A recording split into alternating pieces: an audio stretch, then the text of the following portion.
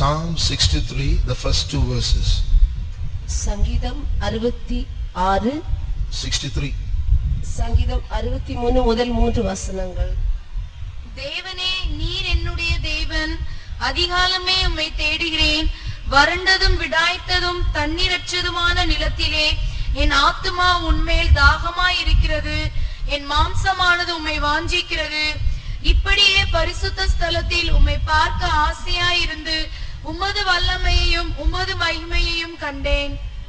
அடுத்த வசனம். ஜீவனை பார்க்கிலும் உமது கிருபை நல்லது. என் உதடுகள் உம்மை துதிக்கும். You know, the church and the world are enemies. சபையும் உலகமும் ஒன்றுக்கொன்று எதிரிகளாக இருக்கின்றன.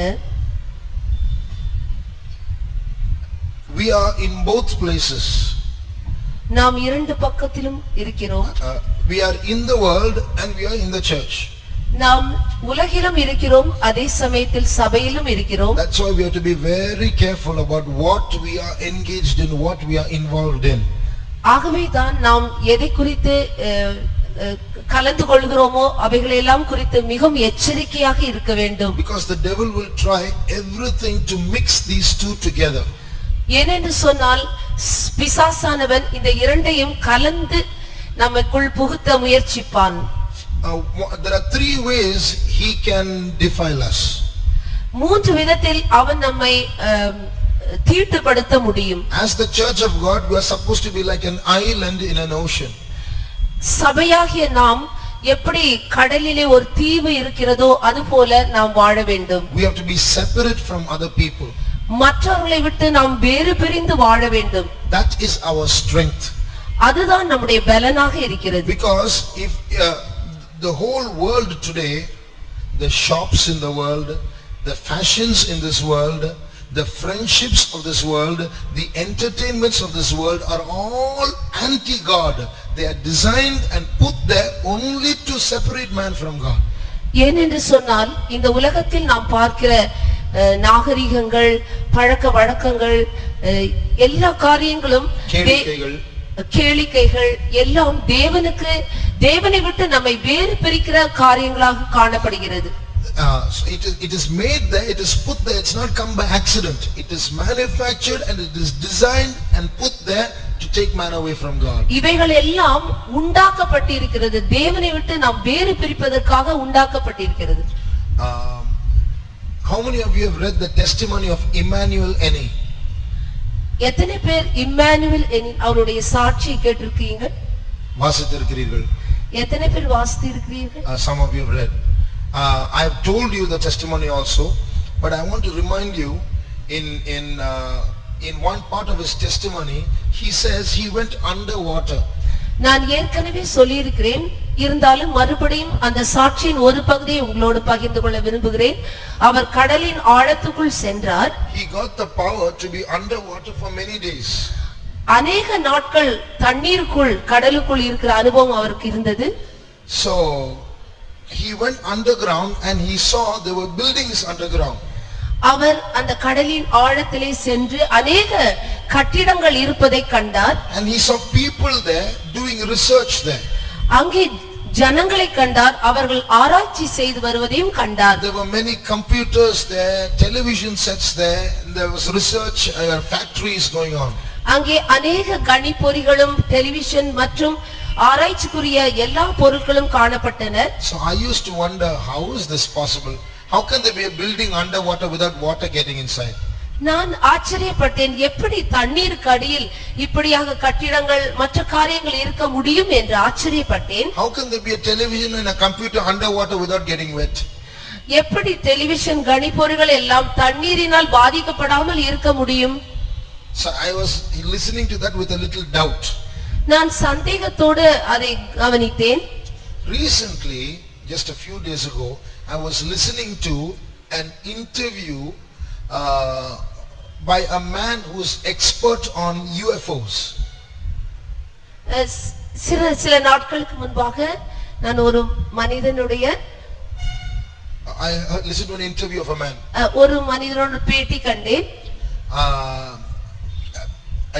I heard it. அவருடைய பேட்டியை நான் கேட்டேன். So in that, this man, he's an expert on UFOs. UFOs means unidentified flying objects. They are flying saucers that you see in the air. அதாவது பறக்கும் தட்டுகள். அது அது அந்த அதை பற்றி அதிகமா அறிந்த ஒரு மனுஷன். அதை பற்றி அதிகமாய் அறிந்த மனிதன். So you know, in America and in China and in various countries, every year there are at least 4,000 records of incidents of seeing flying saucers in the sky. பல நாடுகள் போன்ற சைனா அமெரிக்கா போன்ற நாடுகளில் 4000க்கு மேற்பட்ட இப்படியாக பறக்கும் தட்டுகளின் அனுபவத்தை மக்கள் பார்த்து சொல்கிறார்கள். ஒரு வருஷத்துக்குள். So they are photographing it, they are taking videos of it, they can see it. அவர்கள் அதை படம் பிடித்து வீடியோ எடுத்து அதை பார்க்கிறார்கள். This man who's being interviewed, his name is Richard Dolan. அவர் பெயர் ரிச்சர்ட் டோலன். அவரிடம் பேட்டி கண்டார்கள். So they were interviewing him and asking him what he thought about certain things. அவரிடம் பேட்டி கண்டபோது அவர்கள் கேட்டார்கள், இதை குறித்து நீங்கள் என்ன சொல்கிறீர்கள் என்று சொல்லி. So he said some amazing things. அவர் சில ஆச்சரியமான குறிகளை பற்றி சொன்னார். Mind you, he is not a Christian. அவர் ஒரு கிறிஸ்தவன் அல்ல. So he was saying UFOs, who they are, where how they are made, where is it coming from, I don't know, but one thing I say, it's very real. அவர்கள் எப்படிப்பட்டவர்கள், எங்கிருந்து வருகிறார்கள், எப்படிப்பட்ட பறக்கும் தட்டுகளை பற்றி, இப்படி பறக்கும் தட்டுகளை பற்றி அவர்கள் அதிலே வருபவர்கள் எப்படிப்பட்டவர்கள், எங்கிருந்து வருகிறார்கள் என்பதை பற்றி எனக்கு தெரியாது. ஆனால் இது நிஜமான ஒரு காரியமாக இருக்கிறது. It's not imagination. அது ஒரு கற்பனை அல்ல. He was saying when the government was being asked, if Obama was asked, he would only laugh.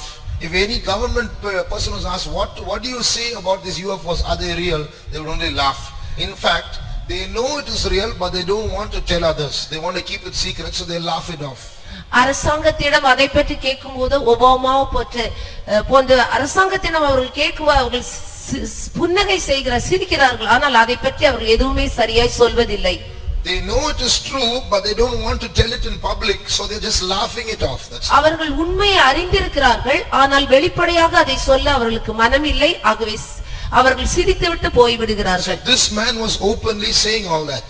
இந்த மனிதன் வெளிப்படையாக இதை கூறினான். The government knows, but they are hiding it.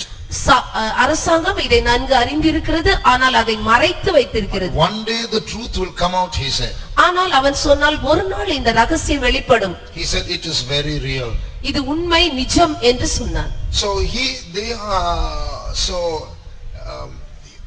the interviewer asked him, where do you think they could be? அந்த அவரை பேட்டி காண்பவர் கேட்டார், அவர்கள் எங்கிருந்து வருகிறார்கள் என்று நீங்கள் என்ன நினைக்க முடியும், எங்கிருந்து வருகிறார்கள் என்று நினைக்க முடியுமா என்று கேட்டார். So this man said, it is possible that they could be on the other side of the moon. அவர் சொன்னார், ஒருவேளை அந்த சந்திரனின் மறுபக்கத்திலிருந்து வரலாம் என்று சொன்னார். You know, we always see only one side of the moon. We never see the other side. நாம் எப்பொழுதுமே சந்திரனின் ஒரு பகுதியை தானே பார்க்கிறோம், மறுபகுதியை நாம் பார்ப்பதில்லை. Although the moon is rotating, we see only one side. சந்திரன் சுற்றி வந்தாலும் நாம் ஒரு பகுதி மட்டும்தான் நாம் பார்க்கிறோம். If I go to explain that, that will be another topic. அதை பற்றி நான் கூற வேண்டும் என்றால் அது இன்னொரு பகுதியாய் மாறிவிடும். So he was just making a guess, it might be they are on the other side of the moon. அவர் யூகித்து இவ்வாறாக சொன்னார், ஒருவேளை சந்திரனின் மறுபக்கத்திலிருந்து வரலாம் என்று சொல்லி. Do you know that the US Air Force has sent planes to chase these UFOs? US விமான படைகள் இவர்களை துரத்துவதற்காக படைகளை அனுப்பினார்கள் என்று தெரியுமா உங்களுக்கு? Many times US airplanes have chased those flying saucers. பல தடவை இந்த பறக்கும் தட்டுகளில் வருபவர்களை துரத்தி இருக்கிறார்கள். So the question is, what are they doing? Why are they coming and hovering around the earth and going back? ஏன் இவர்கள் இப்படி வருகிறார்கள், பூமியை சுற்றி சுற்றி வந்து பார்த்துவிட்டு போகிறார்கள்? So this man was asked by the interviewer, what do you think about these people? What do different religions say? அவரிடம் கேட்கப்பட்டது, இந்த மனிதர்களை குறித்து நீங்கள் என்ன நினைக்கிறீர்கள், எப்படிப்பட்ட மதத்தினராக இருப்பார்கள்? So he said, the Muslims say it's all right, there can be people in other worlds because Allah has said in the Quran that God has made many worlds. அவர் சொன்னார், முஸ்லிம்கள் இவ்வாறு நம்புகிறார்கள், அது உண்மையாக இருக்கலாம். ஏனென்று சொன்னால் அல்லாஹ் கூறியிருக்கிறார், இப்படிப்பட்ட மனிதர்கள் வேறு உலகத்திலிருந்து அநேக உலகங்கள் இருக்கிறதை பற்றி அல்லாஹ் குர்ஆனில் கூறியிருக்கிறார். அநேக உலகங்கள் இருப்பதை பற்றி அல்லாஹ் கூறியிருக்கிறார் என்று. So for Muslims it's okay, there can be aliens or other beings, non-humans in other planets. ஆகவே முஸ்லிம்களுக்கு அது பரவாயில்லை, வேறு பூகோளத்திலிருந்து வருகிற ஒரு மனிதர்களாக இருக்கலாம், மனிதர்கள் அல்லாதவர்களாக இருக்கலாம், மனிதர்கள் அல்லாதவர்களாக இருக்கலாம். For Roman Catholics, ரோமன் கத்தோலிக்கர்களுக்கு you know, some fathers what they are saying, சில குருமார்கள் என்ன சொல்கிறார்கள் தெரியுமா? if these aliens come, they won't have original sin, so we can give them baptism straight away. இப்படிப்பட்ட வந்தால் அவர்களிடம் ஜென்ம பாவம் இல்லை, ஆகவே நாம் அவர்களுக்கு ஞானஸ்நானம் கொடுக்கலாம். All kinds of things, you know, what are we going to do with them and so on. பலவிதமான காரியங்கள், நாம் அவர்களை வைத்து என்ன செய்ய போகிறோம் என்று எல்லாம் யோசிக்கிறார். But this man said, Christians say these are demons. ஆனால் இந்த மனிதன் சொன்னான், கிறிஸ்தவர்கள் சொல்கிறார்கள் அது பிசாசு. These are all demons, these are all Lucifer's images. Demons are now coming through UFOs and trying to conquer earth. இவர்கள் எல்லாம் பிசாசினால் அனுப்பப்பட்ட குட்டி சாத்தான்கள். Then he said one more thing. அவர் ஒரு காரியத்தையும் சொன்னார். This Richard Dolan, he said one more thing, listen to it. Richard டாலன் இன்னொரு காரியத்தை சொன்னார், அதையும் கவனியுங்கள். He said, I am sure of one more thing that is happening. நான் நிச்சயமாக ஒரு காரியம் நடக்கிறது, அதை குறித்து நான் நிச்சயித்திருக்கிறேன். In this world there is a group of people who have cut themselves off from this world. இந்த உலகத்திலே ஒரு கூட்ட ஜனங்கள் தங்களை வேறு பிரித்து இருக்கிறார்கள். Not about us, he's not talking about us. நம்மை பற்றி அல்ல, He's talking about another group. இன்னொரு வகையான கூட்டம். These human beings have somehow made contact with these UFO beings. இந்த கூட்டத்தினர் இந்த பறக்கும் தட்டிலே வருவர்களோடு தொடர்பு வைத்திருக்கிறார்கள். Somehow they have found contact and now they are having contact with them. எப்படியோ அவர்களோடு தொடர்பு வைத்துக் கொண்டிருக்கிறார்கள். And now this group of people who have contacted the UFO, those aliens, have become very advanced in technology, more than in the world today, although they are in the world. இப்படிப்பட்ட கூட்டத்தினர் அந்த பறக்கும் தட்டிலே வருவர்களோடு தொடர்பு வைத்திருப்பதால் அவர்கள் இன்னும் அந்த விஞ்ஞானத்திலும் பல தொழில்நுட்பத்திலும் இந்த உலகத்தில் இருந்தாலும் அதிகமாக முன்னேற்றம் அடைவர்களாக காணப்படுவார்கள். So they are about 100 years, 50 to 100 years ahead of today's technology, but they are secluded somewhere in some deserts, in some underground, somewhere they are hiding, but they are far ahead of us. அவர்கள் 100 வருடமோ 50 வருடத்துக்கு முன்னாக எல்லாவற்றிலும் முன்னேற்றத்தில் இந்த உலகத்தில் இருப்பதை விட முன்னேற்றமாய் சென்று கொண்டிருக்கிறார்கள். அவர்கள் பாலைவனத்திலோ வேறு இடத்திலோ மறைவாக ஜீவிக்கலாம். So he was saying that there are such people, they are advanced, more advanced than human beings in technology. அவ்வாறு இவர்கள் சொல்கிறார், அவர்கள் இந்த உலகத்தில் வாழுகிற மனிதர்களை விட அதிக முன்னேற்றத்தில் காணப்படுவார்கள். I heard an interview of 2 CIA agents. 2 CIA ஏஜென்ட்ஸோட நான் தொடர்பு வைத்திருந்தேன். The American secret police. அமெரிக்க ரகசிய police. They were talking to each other. I heard their conversation and they said there is a secret government somewhere which is far ahead in technology than our normal technology. அவர்கள் ரகசியமாக பேசிக்கொண்டதை நான் கேட்டேன். ஒரு கூட்டத்தினர் இப்படி இருக்கிறார்கள், அவர்கள் இந்த உலகத்தாரை விட அதிகமாக எல்லா காரியத்திலும் தொழில்நுட்பம் எல்லாவற்றிலும் முன்னேற்றம் கொண்டவர்களாக இருக்கிறார்கள். So what does this show? இது எதை காட்டுகிறது? When he said this, I thought of Emmanuel and his testimony. அவர் இப்படி சொன்னபோது நான் அந்த இம்மானுவேல் அவரை குறித்து சிந்தித்தேன். So he is saying there are human beings who are cut off from this world, who are having contact with those alien beings. We don't know where they are, somewhere in this world they are hiding. இப்படிப்பட்டவர்கள் அந்த பறக்கும் தட்டில் உள்ள தொடர்பு கொண்டு ஆனாலும் இந்த உலகத்தில் மறைவாக ஜீவித்துக் கொண்டிருக்கிறார்கள். So then when I heard that, I was thinking maybe it's possible they are underwater. ஒருவேளை நான் நினைத்தேன் அவர்கள் அந்த தண்ணீருக்கு அடியிலே வாழ்பவர்கள். Some of them, you know, even in recently, about 9 or 10 Afghan soldiers suddenly disappeared from America. Nobody knows where they are. சில நாட்களுக்கு முன்பாக 9 அல்லது 10 அமெரிக்க வீரர்கள் Afghan soldiers, ஆப்கன் போர் வீரர்கள் திடீரென்று மறைந்து போய்விட்டார்கள். in Australia recently some soldiers disappeared. ஆஸ்திரேலியாவிலும் சில போர் வீரர்கள் மறைந்து விட்டார்கள். Nobody knows where they are. யாருக்கும் தெரியாது அவர்கள் எங்கே இருக்கிறார்கள் It's என்று. possible that little by little these men who have cut themselves off from the world are kidnapping some people for their use. நான் நினைக்கிறேன் இவர் இப்படிப்பட்டவர்களை கொஞ்சம் கொஞ்சமாக அவர்கள் கடத்தி கொண்டு தங்களுக்கு பயன்படுத்தி கொள்கிறார்கள். So what am I trying to say? நான் என்ன சொல்ல முயற்சிக்கிறேன்?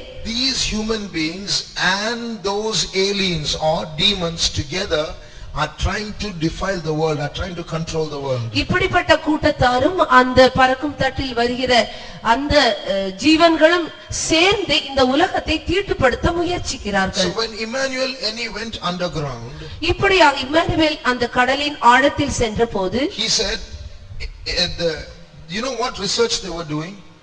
அவர்கள் என்ன ஆராய்ச்சி செய்தார்கள் தெரியுமா? Garment designing, car designing, all was done underwater. அந்த உடைகள் தயாரித்தல், கார் பார்ட்ஸ் தயாரித்தல் எல்லாவற்றையும் கடலின் ஆழத்தில் டிசைன் பண்ணுகிறார்கள். So the designing was researched in underwater. அது தண்ணீருக்கு அடியிலே செய்யப்பட்டு வருகிறது. And after they make a particular fashion, ஒரு குறிப்பிட்ட விதத்தில் அவர்கள் செய்த பிற்பாடு, the shape of a car or the shape of a dress, அந்த உடையின் வடிவமைப்பில் அல்லது காருடைய வடிவமைப்பு வந்த பிற்பாடு, after it is finalized, அதையெல்லாம் கடைசியிலே அவர்கள் முடித்த பிற்பாடு, one of those people from there in the spirit world, he will go and he will breathe this in the mind of the you know, the design clothes manufacturer. அவர்களில் ஒருவர் இதை குறித்து அவர்கள் அந்த மக்கள் மனதிலே அது ஊதுவார்கள். இந்த துணிய வஸ்திரங்களை தயாரிக்கிற ஓனருடைய அந்த மனதில், வஸ்திரங்களை தயாரிக்கிற ஓனருடைய மனதிலே அவர்கள் ஊதுவார்கள். At that time suddenly this man will get an idea. I am getting a new idea. I can make a fashion like this. உடனே அந்த மனிதர்களுடைய உள்ளத்திலே இப்படி ஒரு எண்ணம் வரும், இப்படி ஒரு நாகரிகத்தை நான் உருவாக்கினால் என்ன என்று சொல்லி. So he thinks it's his idea. He doesn't know it's come from underwater.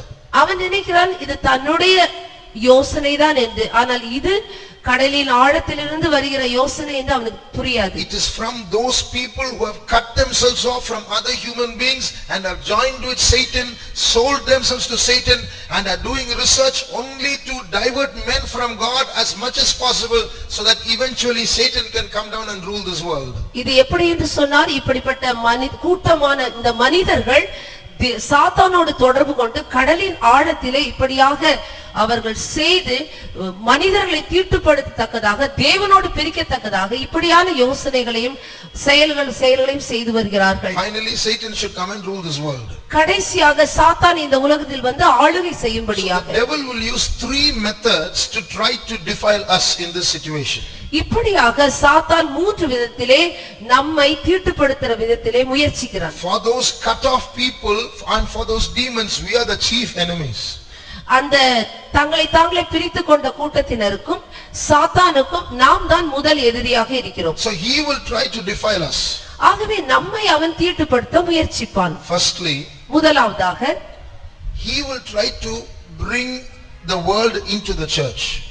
முதலாவதாக அவன் இந்த உலகத்தை சபைக்குள்ளே கொண்டு வர முயற்சிப்பான். I am always grateful to God. God has given us a strict church. நான் தேவனுக்கு மிகவும் நன்றியாக இருக்கிறேன். ஏனென்று சொன்னால் கட்டுப்பாடுள்ள ஒரு சபையில தேவன் என்னை வைத்திருக்கிறார். I thank God for servants of God who are there with us who will say no to small things. தேவனுடைய ஊழியக்காரர்கள் முடியாது கூடாது என்று சொல்லத்தக்கதாக, சிறிய காரியங்களுக்கு, சிறிய விஷயத்திலும் வேண்டாம் என்று சொல்லத்தக்கதாக கட்டுப்பாட்டிலே வைத்திருக்கிறார்கள். Therefore I am grateful to God. ஆகவே நான் அவருக்கு நன்றியறிதலாய் இருக்கிறேன். Because of this strictness, it's difficult for the world to come inside. இந்த கண்டிப்பின் மூலமாக உலகம் உள்ளே நுழையாதபடி தடுக்கப்படுகிறது. So this devil will try every way, through someone, through some situation, through some function, through some marriage, through some dress, to bring the world inside. சாத்தான் எப்படியாவது உலகத்தை ஏதாவது ஒரு விதத்திலே நுழைத்து விட முயற்சிக்கிறான். So that's one way. அது ஒரு விதமாக இருக்கிறது. If we can't do that, அதை அவன் செய்ய முடியாத he பட்சத்தில் will try to take away members of the church and pull them into the world. சபை அங்கத்தினரை பிடித்து இழுத்து வெளியே உலகத்துக்குள் கொண்டு வர முயற்சிப்பார். Like I said yesterday in the Christmas message, நான் நேற்று அந்த கிறிஸ்துமஸ் செய்தியில் சொல்லியது போல, outside in the world there is a power that works like a vacuum cleaner. வெளி உலகத்திலே இந்த வல்லமையானது ஒரு வேக்யூம் கிளீனரை போல செயல்படுத்தி வருகிறது. It pulls minds. அவைகள் மனதை பிடித்து இழுக்கிறதாக இருக்கிறது. So from the church you peep out little into the world to see what's outside. You peep out, you be there long enough, the mind will get sucked and you will get drawn there and you will love the world and hate the church. சபையிலிருந்து கொஞ்சம் நீங்கள் எட்டி பார்த்து உலகத்தை நோக்கி பார்த்தால் உங்கள் மனம் முழுவதும் இழுக்கப்பட்டு அந்த உலகத்துக்குள்ளே தள்ளப்பட்டு விடுவீர்கள். So that's the second method. இது இரண்டாவது முறையாக அவன் கையாளுகிறான். Either he will try to defile the church with worldliness, one. அவன் சபைக்குள்ளே உலகத்தை புகுத்தி தீட்டுப்படுத்த முயற்சிக்கிறான், அது ஒரு விதம். Secondly, if he can't do that, he will try to pull out people into the world. அதை செய்ய முடியாத பட்சத்தில் சபைக்குள் இருந்த அங்கத்தினரை பிடுங்கி உலகத்துக்குள் தள்ள பார்க்கிறான், இது இரண்டாவது முறை. The third method is, some people he will make them like dual citizens. You be in the church, you be in the world also. Both. There's a saying in English, in Rome, do as the Romans do. So you can be like a Roman in Rome, you can be like a Greek in Greece. In the church you be a holy person, in the world you be a worldly person. Dual citizenship. மூன்றாவது முறை என்னவென்று சொன்னால், சபைக்குள்ளே நீ இருக்கலாம், உலகத்துக்குள் இருக்கலாம், இரண்டிலும் ஒரு சமநிலை ஏற்படுத்தி கொண்டு, எப்படி ரோமாபுரியில் ரோமருக்காகவும் கிரீஸில் கிரேக்கருக்காகவும் வாழ்வது போல இரண்டு பக்கத்திலும் வாழக்கூடிய ஒரு நிலை.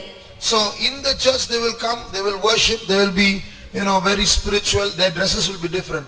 Once they go into the world, they will be totally worldly, totally different. They will be two people in one. சபைக்குள்ளே வரும்போது சபைக்கு தக்கதாக உடை உடுத்தி கொண்டு மிகவும் ஆவிக்குரியவர்கள் போல காணப்படுவார்கள். உலகத்தில் போனவுடன் உலக விதத்திலே உடை அணிந்து உலக லௌகிகத்தில் புகுந்து விடுவார்கள். இப்படியா இரண்டு விதத்திலே இரட்டை வேடம் போடுகிறார்கள். Recently I heard about a boy. சில நாட்களுக்கு முன்பு ஒரு பையனை குறித்து நான் கேள்விப்பட்டேன். If he gets filled in the spirit, he'll get thrown about everywhere. அவன் ஆவியிலே நிறைவான் என்றால் தூக்கி எறியப்படுவான். So he used to get such a mighty anointing. அப்படிப்பட்ட பெரிய அபிஷேகத்தை பெற்றிருந்தான். One day one friend of his died. ஒரு நாள் அவனுடைய நண்பன் இறந்து போனான். So he was standing in front of the coffin and holding the coffin and sobbing. அந்த சவப்பெட்டியின் முன்பாக அவன் குனிந்து அவன் மிகவும் அழுது கொண்டிருந்தான். After some time he went out. அதற்கு பிற்பாடு அவன் வெளியே சென்றான். Went to a tea shop. ஒரு டீ ஷாப்புக்கு சென்றான். Bought a cigarette. அங்கே ஒரு சிகரெட் வாங்கினான். Smoked. புகை பிடித்தான். Gave it to his friend who is also a believer. அவருடைய ஃப்ரெண்ட்ஸ்க்கெல்லாம் கொடுத்தான். பிலீவர், அவங்க எல்லாம் விசுவாசிகள் தான். After that came back to the church. அதற்கு பிற்பாடு சபைக்குள்ளே வந்தான். And then started crying again in front of the மறுபடியும் சவப்பெட்டியின் மீது விழுந்து அவன் அழுதான். It's called dual citizenship. இதுதான் இரட்டை வேடம் போடுவது. Two passports. ரெண்டு வகையான பாஸ்போர்ட் வைத்திருப்பது. So in the church, nice anointing, worshiping and all that, going to the world. So for them it's not pricking them anymore. This is okay. It's okay. I'm not feeling bad. சபையிலே நல்ல ஆவியிலே நிறைந்திருப்பது, வெளியே போல இன்னொரு விதத்திலே நடிப்பது பரவாயில்லை இது என்று அவர்கள் நினைக்கிறார்கள். So when this world is like this, உலகமானது இப்படி இருக்கும்போது we have to be very careful. Don't get defiled in these three ways. நாம் மிகவும் எச்சரிக்கையாக இருக்க வேண்டும். இந்த மூன்று விதத்தில் நாம் தீட்டுப்படுத்த விடக்கூடாது. I want to tell you sadly there are some modern Pentecostals today amongst us, some young people in the church, they are spiritual, in the world fully worldly. நான் இந்த காரியத்தை குறித்து சொல்ல மிகவும் துக்கம் அடைகிறேன். சில நவநாகரிக வாலிபர்கள் கூட இப்படியாக உலகத்திலும் இருந்து கொண்டு சபையிலும் இருந்து கொண்டு இரட்டை வேடம் போடுகிறார்கள். Now come back to the key verse that we read. திரும்பவும் நாம் அந்த திறவுகோல் வசனத்துக்கு வருவோம். Psalm 63. சங்கீதம் 63. Read the title of that chapter. அந்த சங்கீதத்தின் தலைப்பை நாம் பார்க்கலாம். தாவீது யூதாவின் வனாந்தரத்தில் இருக்கையில் பாடின சங்கீதம். So now David is in a desert. தாவீது இப்பொழுது வனாந்தரத்தில் இருக்கிறான். What is he singing? என்ன பாடுகிறான்? Read the first verse. முதல் வசனத்தை வாசிப்போம். தேவனே நீர் என்னுடைய தேவன், அதிகாலமே உம்மை தேடுகிறேன். அதிகாலமே உம்மை தேடுகிறேன். வனாந்தரத்தில், in the desert, he says early morning 4 o'clock I want to get up, Lord. He's not sad, he's in the desert. There also he wants to get up early in the morning. வனாந்தரத்திலே அதிகாலையில எழுந்து கொள்ள அவன் விரும்புகிறான். வனாந்தரத்தில் கூட காலையில் எழுந்து துதிக்க அவன் விரும்புகிறான். வறண்டதும் விடாய்த்ததும் தண்ணீரற்றதுமான நிலத்திலே. This is desert. வறண்டதும் விடாய்த்ததுமான தண்ணீரற்ற, in a dry and thirsty land. That's desert. என் ஆத்துமா உம்மேல் தாகமாய் இருக்கிறது. ஆத்துமா எதுக்கா தாகமா இருக்கணும்? What should a person thirst for in a desert? ஒரு வனாந்தரத்திலே ஒரு ஆத்துமா எதற்காக தாகமாய் இருக்க வேண்டும்? For water.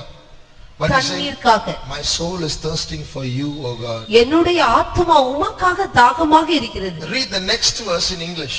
அடுத்த வசனம் ஆங்கிலத்தில் வாசிப்போம்.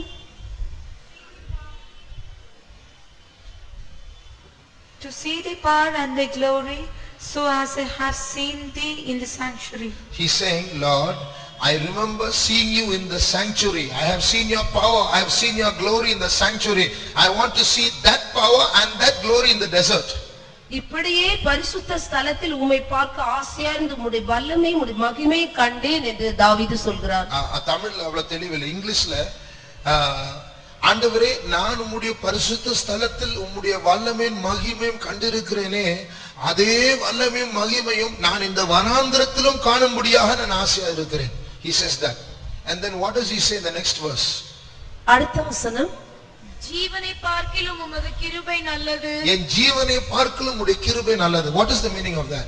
அதன் அர்த்தம் என்ன? Lord, I'm in a desert now. நான் வனாந்தரத்தில் இருக்கிறேன் ஆண்டவரே. I don't know where I'm going to go. What's my next place? நான் எங்கே போகிறேன், அடுத்த இடம் எனக்கு என்ன என்று தெரியாது. But even if I die in this desert, நான் இந்த வனாந்தரத்தில் மரித்தாலும் கூட I'm not bothered about that so much. அதை குறித்து நான் அதிகமாக கவலைப்பட மாட்டேன். More than my survival, I want your loving kindness, your grace, நான் O Lord. ஜீவனை பெற்று வாழ்வதை விட உம்முடைய கிருபையை நான் அதிகமாக விரும்புகிறேன். So he says, your grace, it's better to die young with your grace than to die old without your grace. வாலிபவராய் இருந்து கிருபையிலே மரிப்பதை நான் விரும்புகிறேன். வயதாகி மரிப்பதை விட வாலிபத்தில் உம்முடைய கிருபையிலே மரிக்கிறதை நான் விரும்புகிறேன். So you see, the devil will try to bring the church into the world, or he will try to pull you out into the world, or he will try to make you play between the church and the world. But what we have to do is, in the world, bring the church. இந்த சாத்தானானவன் உலகத்தை சபைக்குள்ளே கொண்டு வர முயற்சிக்கிறான், அல்லது சபையிலிருந்து அங்கத்தினர்களை வெளியே தள்ளிவிட முயற்சிக்கிறான், அல்லது சபைக்குள்ளும் உலகத்துக்குள்ளும் இரண்டு பக்கத்திலும் இருந்து இரட்டை வேடம் போட முயற்சி பண்ணுகிறான். நாம் செய்ய வேண்டியது என்ன? உலகத்தில் உள்ளவர்களை நாம் சபைக்கு எடுத்துக்கொண்டு வர வேண்டும். For this we have to really learn to thirst after God every day. Our heart should thirst for God in every situation. அதற்காக நாம் என்ன செய்ய வேண்டும்? ஒவ்வொரு நாளும் நாம் தேவன் மீது தாகமாக, நம்முடைய ஆத்மா தேவன் மீது தாகமாக இருக்க வேண்டும். If this thirst fails away, then the powers of the world will pull us. இந்த தாகம் நம்மை விட்டு போய்விடும் என்று சொன்னால், இந்த உலகத்தின் வல்லமை நம்மை சபை விட்டு வெளியே இழுத்து விடும். உலகமும் சாத்தானும் எவ்வளவு தங்களை வல்லமையா முழு வீச்சில ஆயத்தப்படுத்தி போராடினாலும் சபைக்குள் இருக்கிறதான தாகம் என்பது எல்லாத்தையும் அழிக்க சக்தி உள்ளதாக இருக்கிறது. Satan and the world together might be very powerful and forceful to make people fall, but the thirst for God that is in the members of the church is able to swallow all those powers. உலகத்தின் ராஜ்யமும் சாத்தானின் ராஜ்யமும் எவ்வளவுதான் பார்ப்பதற்கு வல்லமை பொருந்தினதாக இருந்தாலும் தேவனுடைய ராஜ்யம் என்பது அது கிட்ட கூட அவங்களால வர முடியாது. Though the powers of this world and the kingdom of Satan might seem very powerful, but they can come nowhere near the power of the church of God. இந்த விசுவாசம் உங்களுக்குள்ள எப்பவும் இருக்கணும். This faith should always be there in you. நிறைய செய்திகளை கேட்பீங்க. You will hear a lot of news. அது உலகத்துக்கு அதிர்ச்சியூட்டும் தகவல். நம்மை பொறுத்த விஷயத்துல அது புளித்து போன தகவல். There will be surprising information in this world, but as far as how we are concerned, it's all stale news. எந்த சூழ்நிலைகள் மத்தியிலும் உங்களுக்கு கடுகளவு பயங்கிறது இருக்கவே கூடாது. In any situation, never be afraid. வலுசர்ப்பம் அத்தனை தலையும் கொம்பையும் வச்சுக்கிட்டு வாளையும் வச்சுக்கிட்டு சிவப்பான பெரிய உருவம் அந்த ஸ்திரீக்கு முன்னால அந்த ஆட்டம் போடுது. Look at the great dragon, red in color, with so many horns, with such a huge tail. Imagine how it would have tried to threaten that woman in the air. நான் நினைக்கிறேன் உங்களுக்கு முன்னால அப்படி ஒரு வலுசர்ப்பம் இருக்கணும்னு தேவையில்லை. மேல இருந்து ஒரு பள்ளி வால் மட்டும் விழுந்து உங்க முன்னால துடிச்சாலும் எந்திரிச்சு ஓடிடுவீங்க. You don't need a big serpent to frighten you. If a lizard's tail comes and falls on you from the roof enough, you will run away. பிச்சு பிடிங்கிட்டு ஓடிடுவீங்க. You will flee for your life. நாகப்பாம்பு வர வேண்டாம், தண்ணி பாம்பு பொத்துன்னு விழுந்தாலே நீங்க கதவழி எல்லாம் ஜன்னவழியே ஓடிடுவீங்க. You don't need a cobra to frighten you. You need only a water snake. You won't run out of the door, you'll run out of the window. ஆனா அவ்வளவு பெரிய வலுசர்ப்பத்துக்கு முன்னால இருக்கிற அந்த ஸ்திரீ அதை கண்டுக்கிடவே இல்லவா. But such a huge red dragon threatening this woman, she's not concerned at all. அவளோ கர்ப்ப வேதனைப்பட்டு அலறிட்டே தான் இருக்கிறான். She is now traveling in birth to give birth to a child. அது மாதிரி ஒரு சபை எப்போதும் தான் பரிசுத்தமானும் வருகைக்கு போகணும், அதிலே வாஞ்சியும் தாகும், அதிலே மோட்டிவ் இருந்துச்சுன்னா உலகத்துல இருக்க எந்த போராட்டமும் எந்த பரீட்சையும் அதை பத்தி யோசிக்க கூட அதுக்கு நேரம் கிடையாது. So if the church is always concerned about going at the coming of the Lord, growing spiritually, no power can touch that church. நம்ம இருக்க வேண்டிய ஸ்தானத்துல இருந்தா எதை பத்தியும் பயப்பட வேண்டியது. If we are where we ought to be, we don't have to be scared of anything. Pastor V.G. Samuel ஒரு நாள் இப்படி கேட்டார். Pastor V.G. Samuel said like this one day. சாஜின் ஒரு பிரதர் அவர் கவனிச்சிட்டு இருந்தார். There was a brother called Saji who was looking after him. அவர் கேட்டார், ஈகொல்லம் கத்தா வருமோடா, இந்த வருஷம் கத்தர் வருவாரா? So he asked that brother, will the Lord come this year? இன்னும் 10 கொல்லம் ஆகும். So that brother said there will be another 10 years, Lord. திருப்பி இன்னொரு 10 வருஷம் ஆகுமோ? Oh, he asked that brother here, that Pastor V.G. Samuel, oh, do you think it will take another 10 years? இன்னும் 20 வருஷம் ஆகுமோ? Or 20 years? அவரே சொன்னாரு. Then he himself answered, எத்தனை வருஷம் ஆனாலும் let it be how many years? நம்ம ஆயத்தமா இருந்தா போதும். If we are ready, that's enough. அது ஒரு வருஷம் 10 வருஷம் 20 வருஷம் நமக்கு விஷயமே இல்லை. 1 or 10 or 20 years is not a matter now. அது மாதிரி நம்ம இருக்க வேண்டிய ஸ்தானத்துல இருந்தா எந்த சம்பவங்கள் நடந்தாலும் நமக்கு பயம் இருக்காது. If we are in the right place, we don't have to be scared about anything. நீ உங்க வாஞ்சையும் தாகமும் பரிசுத்தத்தின் மேல தேவனுடைய காரியங்கள் மேல கொதிக்கணும். So our desires and our yearning should be always focused on God's things. அதனால என்ன சம்பவங்களும் நம்மளை அச்சுறுத்தாது. So nothing that's happening around will scare us. Number 2, Secondly, இந்த உலகத்துல ஒரு சிஸ்டம் இன்னொரு சிஸ்டத்தை மேற்கொள்ளும். in this world, one system will overpower another system. கணக்குல ஒரு செட் இன்னொரு செட்டுக்கு அடிமையா இருக்கும். In mathematics, one set is the subset of another. எல்லாத்துக்கும் மேல இருக்கக்கூடிய சூப்பர் சிஸ்டம், சூப்பர் செட்ங்கிறது ஸ்பிரிச்சுவல் சிஸ்டம் தான். So the over encompassing or superior force or set or system is the spiritual system. அது எவ்வளவு பெரிய system வந்தாலுக்குள்ள ஒளிங்கிறது. So whatever other system tries to come against it, it will swallow it. அந்த ஆவிக்குரிய அமைப்பு சிஸ்டம்ங்கிறது நம்ம தான். So we are that spiritual structure. அந்த சிஸ்டத்துக்குள்ள நம்ம ஒரு பங்கா இருந்தா எவ்வளவு பெரிய சாத்தானுடைய ராஜ்யத்தை ஈஸியா விழுங்கிருவோம் நம்ம. So if we are members of that system, we will easily swallow the kingdom of Satan. இன்னும் சொல்ல போனா To be precise, குட்டி குட்டி மீன்களுக்கு வரும்போது பெரிய மீன்கள் சந்தோஷப்பட்டு ஆண் வாயை திறந்து விழுங்குற மாதிரி விழுங்கிருவோம் நம்ம. so just like small fish are prey to the big fish, like this, all these other powers will be prey to us. அதுபோல நம்ம எப்படிப்பட்ட வல்லமை இருந்தாலும் ஆவிக்குரிய தன்மையினால் சாரம் ஏறினவங்களா இருந்தா எளிதாக நாம் மேற்கொள்வோம். So whatever other power might exist, if we have the essence of that spiritual power in us, we will easily rise up. நான் நினைக்கிறேன் பெரிய பெரிய மிசைல்ஸ், பெரிய பெரிய கன்ஸ், பெரிய பெரிய சயின்டிஸ்ட், இப்படிப்பட்டவங்கள இந்த சாதாரண பேயை இங்கிட்டு ஆட்டுற மாதிரி ஆட்டி தள்ளிடுவோம்.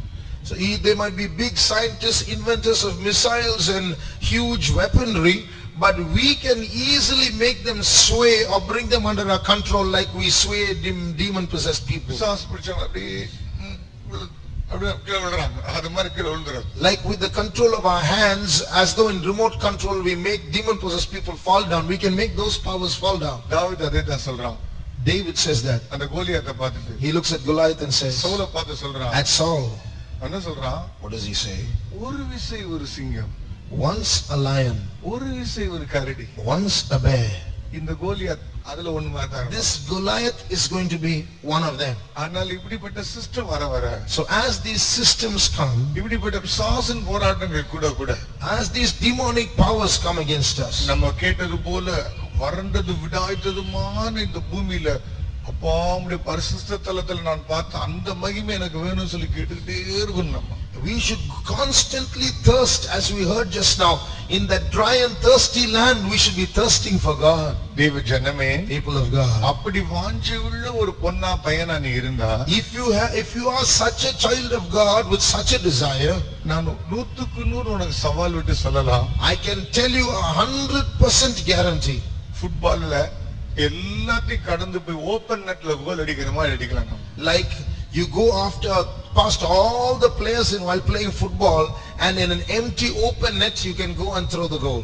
அந்த மாதிரி ஒரு சக்தியை கர்த்தர் நமக்கு தந்திருக்கிறார். God will give us such a power. எத்தனை பேருக்கு அப்படிப்பட்ட வாஞ்சை தேவை? How many of you want such a desire? ஆண்டவரே நீ நிரப்புங்க தாவே. Lord, fill me, Lord. எனக்கு அப்படிப்பட்ட கிருபையினால நீ நிரப்புங்க தாவே. Fill me with such a grace, Lord. அப்படிப்பட்ட தாகத்தினால நீ நிரப்புங்க தாவே. Fill me with such a thirst, Lord. இன்னும் இதை விட அதிகமான காரியங்களை இனிமே தொடர்ந்து நீங்க கேட்பீங்க. You're going to hear more terrible things than what you heard just now. இனி அதிகமான காரியங்களை நம்ம கண்ணுல பார்க்க போறோம். You're going to see more terrible things than what you heard. அதிகமான சட்டங்கள் வரப்போகிறது. New laws are going to be enacted. அதிகமான கொடுமையான சம்பவங்களை கண்களுக்காய் பார்க்க You're going போறோம். to see cruel incidents. அதுக்கு முன்னால் நம்ம ஆயத்தப்படுத்துறதுக்கு கொஞ்ச காலம் இருக்கு. But before that, there is a small time given to get ready. கர்த்தர் இந்த காலத்துல நீ செஞ்சு காட்டுன்னு சொல்லல. God doesn't say prove yourself in this time. ஆண்டவரிடத்துல நீ விரும்பு நான் செய்றேன்னு சொல்றான். He says you desire, I will do it. அந்த விருப்பம் அவ்வளவு கஷ்டமா நமக்கு இருக்கு. But to desire is so difficult. ஏனென்றால் நமக்குள்ள இருக்கிற விருப்பங்களும் வாஞ்சைகளும் பிரிந்து இருக்கிறது. Because our desires and our yearnings or priorities are set apart. கொஞ்சம் உலகத்து மேல இருக்கு, A little bit in the world, கொஞ்சம் இச்சைகள் மேல இருக்கு, a little on lust, கொஞ்சம் நம்முடைய சுயத்தின் மேல இருக்கு, some on ourselves, கொஞ்சம் தேவன் மேல இருக்கு. some on God. அது பிரிஞ்சு இருக்கு. So it's all diverted, split apart. அந்த பிரிஞ்சு இருக்கிறதெல்லாம் நீ ஒண்ணு சேர்ப்போமா? So we have to push in all these fragments and bring them N together. மனதின் வாஞ்சைகள் இருதயத்தின் தாகம் எல்லாம் உண்மையில் குவிந்திருக்க எனக்கு பலன் தாரும். Lord, give me the grace so that with all my desire I can be focused on you. ஆண்டவரே அப்படிப்பட்ட வாஞ்சையின் ஊற்றுகளை எனக்கு திறந்து விடுங்க தாரும். Lord, open the fountains of such desires in me. உம்மை நான் காண வேண்டும். Lord, I want to see you. உம்முடைய வல்லமையை நான் காண I வேண்டும். want to see your power. ஆண்டவரே எனக்கு அந்த கிருபையினால் என்னை நிரப்புங்க Lord, தாரும். fill me with that grace. யார் யார் வாஞ்சிக்கிறீர்களோ Those who desire this, கர்த்தர் அந்த கிருபையினால் நம்மை the நிரப்புவார். Lord is going to fill you with that grace. இதோ சத்துருவை பார்த்து அவனை பார்த்து சிரிக்கக்கூடிய விசேஷமான வல்லமை கர்த்தர் நமக்கு தரப்போகிறார். God is going to give you that special power where you can laugh at the enemy. Spurgeon எழுதினதான நேற்று நான் வாசித்தேன். Yesterday I was reading about what Spurgeon wrote. சாத்தானுக்கு சவுக்கடி கொடுக்கிறது ஒன்று இருக்கிற ஒரு காரியங்களில் ஒன்று அவனை பார்த்து சிரித்துக் கொண்டிருப்பதான், அவனை பார்த்து ஏளனமா அவன் அதையும் காட்டும் போது அவனை பார்த்து சிரிக்கிறது. He said when the devil threatens you and tries to frighten you, one of the ways you can whip Satan back is to laugh at him. அதைத்தான் ஆண்டவர் செய்கிறார். That's what God did. ஜாதிகள் கொந்தளித்து விருதா காரியத்தை சிந்திக்கும் போது தேவன் அவர்களை பார்த்து நகைப்பார். When the heathen raged and the people imagine a vain thing, he that sitteth in the heavens shall laugh, it is written. கெனத்தேயன் என்பவர் ஆஸ்மா வியாதியினால் கஷ்டப்பட்டு விடுதலையாக்கப்பட்டு சுகமான பிற்பாடு ஆண்டவரிடத்தில் ஜனங்களுக்கு விசுவாசத்தை குறித்து போதி என்றார். Kenneth Hagin, when he suffered from asthma and recovered and was healed, he was teaching people about faith. அப்ப ஆண்டவர் சொன்னபடி விசுவாசத்தை சொல்லி கொடுத்த வருஷங்கள் ஓடிட்டு எத்தனையோ வருஷங்களுக்கு பிற்பாடு ஒரு நாள் காலையில் வீசிங் ஸ்டார்ட் ஆகிவிட்டது. And he said after so many years about testifying about how God gave him victory over faith, many years later wheezing started again. அவர் சொல்லுகிறார், எழும்பும்போது வீசிங்கோடு அதிகாலையில் எழுந்திருந்தார். One morning he woke up with this wheezing again. அவர் உடனே தன்னுடைய பெட்ஷீட்டை மேல போட்டுக்கொண்டு பயங்கரமா சிரிக்க ஆரம்பித்தார். He immediately covered himself with his bedsheet and started laughing aloud. சாத்தானே கிட்டே வந்து விட்டார். ஏன் சிரிக்கிற? Satan came and asked him, why are you laughing now? உன்னை பார்த்து தான் சிரிக்கிறேன். I am laughing at you. ஆண்டவர் சுகம் கொடுத்தால் அவர் ஏற்கனவே கொடுத்தது நான் நிரந்தரமாக இருக்கிறேன். God has given me healing. He's given me healing already. That's permanent. உனக்கு வசனம் தெரியாவிட்டால் சொல்கிறேன் என்று சுகமாக்குற வசனங்களின் வாக்குத்தத்தங்களை சொன்னாராம். You devil, you don't know any verses in the Bible. I'll teach you. அவர் சொல்கிறார், அவனை மாதிரி தன்னுடைய மூட்டையை சுருட்டிட்டு ஓடக்கூடிய ஃபாஸ்டா சுருட்டிட்டு போறது பூமியில யாரும் இல்லை என்கிறார். He said, I've never seen anyone running so fast that they will run away. இன்னைக்கு அது போல இந்த கூட்டம் முடிகிற நேரத்தில் உன்னை தொந்தரவுபடுத்தி கொண்டிருக்கிற பயப்படுத்தி கொண்டிருக்கிற வல்லமைகள் மூட்டையை சுருட்டி கொண்டு ஓடத்தான் வேண்டும். In the same way, those powers that are trying to frighten you should pack up and run away. ஆண்டவரே, எனக்கு அந்த வல்லமையை தாரு ராஜா. Lord, give me such a power. எனக்கு ஒரு தாகத்தை தாரு ராஜா. Give me such a thirst, O God. ஆண்டவரே, மானானது நீரோடைகளை வாஞ்சித்து கதறுவது போல கதற எனக்கு பலத்தை தாரு ராஜா. Lord, like a heart, like a deer pants after the water brooks, help me to thirst for you, Lord. என் இதயம் எழுப்புதலுக்காய் கதறட்டும். Let my heart yearn for revival.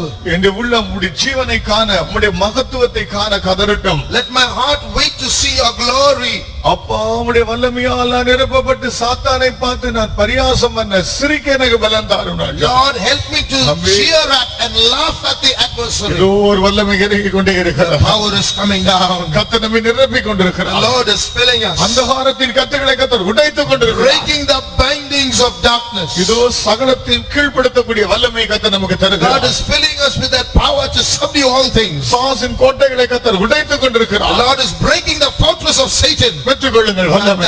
Receive it. பெற்றுக்கொள்ளுங்கள் அந்த கிருபையை. Receive that power. உன் வாயை விரிவாய் திற. Open your mouth. அதை நான் நிரப்புவேன். The Lord will fill it. உன் வாயை விரிவாய் திற. Open your mouth. நான் நிரப்புவேன்.